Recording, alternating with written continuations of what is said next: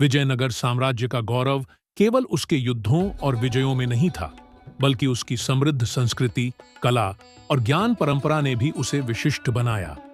महाराज श्री कृष्ण देव राय जितने शक्तिशाली शासक थे, उतने ही न्यायप्रिय और विद्या के संरक्षक भी माने जाते थे। उनके दरबार में कई विद्वान और कलाकार थे, लेकिन सबसे प्रसिद्ध नाम तेनालीराम का था। एक ऐसा दरबारी जो अपनी चतुराई, हास्य और व्यंग्य से हर कठिन परिस्थिति का समाधान खोज लेता था।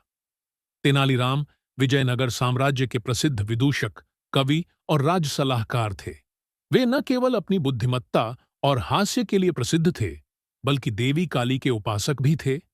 कहा जाता है कि तेनालीराम ने देवी काली की तपस्या की थी, जिससे उन्हें विशेष बुद्धि और चातुर्य का वरदान प्राप्त हुआ था।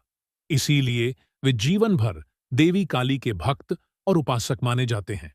यह कहानी तेनालीराम की बुद्धि की ऐसी परीक्षा की है, जो उनकी सबसे कठिन चुनौतियों में से एक मानी जाती है। एक दिन सुबह सुबह महाराज के दरबार में एक अजनबी दरबारी पहुंचा। उसके वस्त्र विदेशी लग रहे थे, लेकिन चाल ढाल में आत्मविश्वास झलक रहा था। उसने दरबार में प्रवेश किया और महाराज से कहा, मैं अरब देश का विद्वान अब्दुल रहमान हूं और आपकी दरबार की प्रतिष्ठा सुनकर यहां आया हूं। आपके दरबार में एक बड़ा ज्ञानी विदूषक है, तेनालीराम। मैं उससे एक बौद्धिक शास्त्रार्थ की चुनौती पेश करना चाहता हूं। यदि मैं जीत गया तो विजयनगर से एक बहुमूल्य रत्न लेकर जाऊंगा। अब्दुल की यह बात सुनकर महाराज थोड़े चिंतित हुए, लेकिन उन्होंने एक सैनिक के हाथों तेनालीराम को बुलवा भेजा।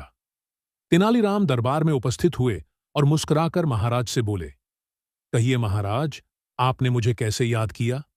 महाराज ने कहा, तेनाली, यह अरब देश से आया एक विद्वान है जो तुम्हें बौद्धिक शास्त्रार्थ में चुनौती देना चाहता है। तेनाली ने मुस्कुराकर उसकी चुनौती स्वीकार कर ली। राजमहल पूरी तरह से भरा हुआ था। सभी लोग इंतजार कर रहे थे कि अब्दुल क्या पूछने वाला है। अब अब्दुल रहमान ने तेनाली के सामने 3 पहेलियां रखीं।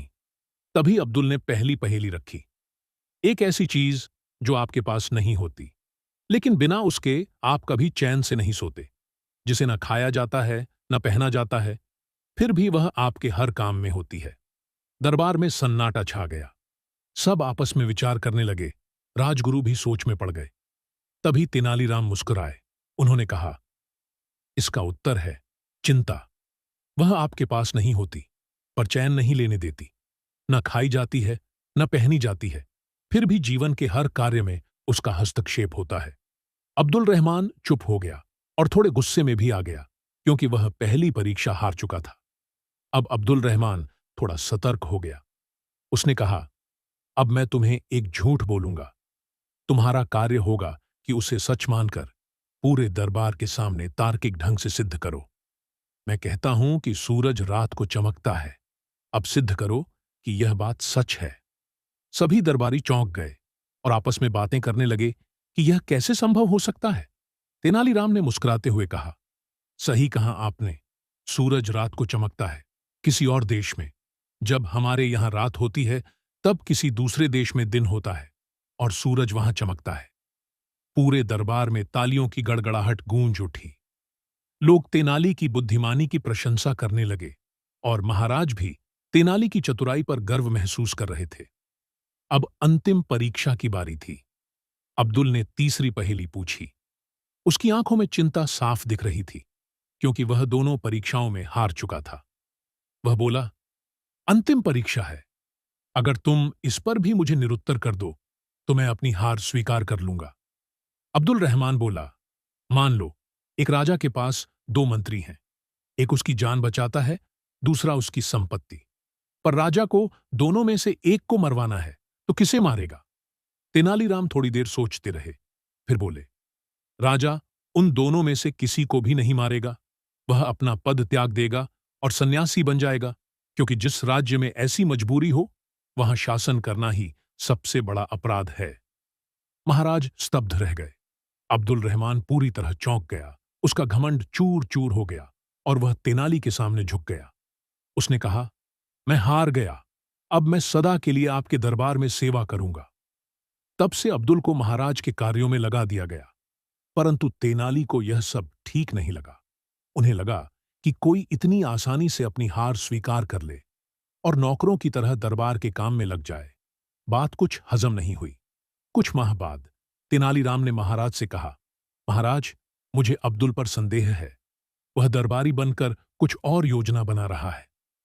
महाराज चौंक उठे और बोले, क्या सबूत है तुम्हारे पास?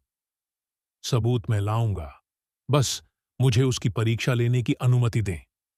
एक रात जब तेनाली अब्दुल के कक्ष के बाहर से जा रहे थे, तभी उन्होंने देखा कि अब्दुल अपने कुछ साथियों के साथ बैठकर बात कर रहा है। तेनाली ने छुपकर उनकी बातें सुन ली। अब्दुल बोल रहा था, उस मूर्ख राजा को क्या लगा मैं यहां नौकर बनने आया हूं? मैं तो सही समय का इंतजार कर रहा हूं और वह वक्त आ गया है। अब्दुल महल के खजाने को लूटने की योजना बना रहा था। तेनालीराम ने अगले दिन घोषणा की कि महाराज अब्दुल रहमान को खजाने का संरक्षक बनाना चाहते हैं। वह उन्हें राज्य के सबसे सुरक्षित खजाने का उत्तरदायित्व सौंपेंगे। अब्दुल चौंका, लेकिन मन ही मन बहुत खुश हुआ कि अब उसका काम और आसान हो गया। उस रात तेनालीराम ने महल के पास छिपे सिपाहियों को तैनात कर दिया था। जैसे ही आधी रात हुई, अब्दुल अपने साथियों के साथ महल के खजाने को चुराने निकल पड़ा।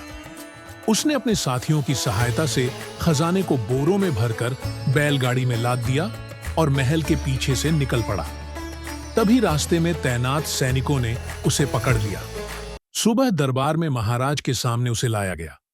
महाराज ने पूछा, तूने वादा किया था कि तुम हमारी सेवा में रहोगे? अब्दुल ने कहा, हां, पर सेवा नहीं। मेरा उद्देश्य था राज्य की संपत्ति चुराकर उसे अरब पहुंचाना। तेनालीराम ने कहा, मुझे पहले से ही अंदेशा था कि इतना विद्वान व्यक्ति इतनी आसानी से कैसे हार मान गया और महल की सेवा में लग गया। इसीलिए मैं कहता हूं, हर बुद्धिजीवी को विनम्र और सच्चरित्र होना चाहिए, वरना ज्ञान भी अपराध बन सकता है। महाराज ने अब्दुल रहमान को कारावास में डाल दिया और तेनालीराम को राजबुद्धि रत्न की उपाधि दी।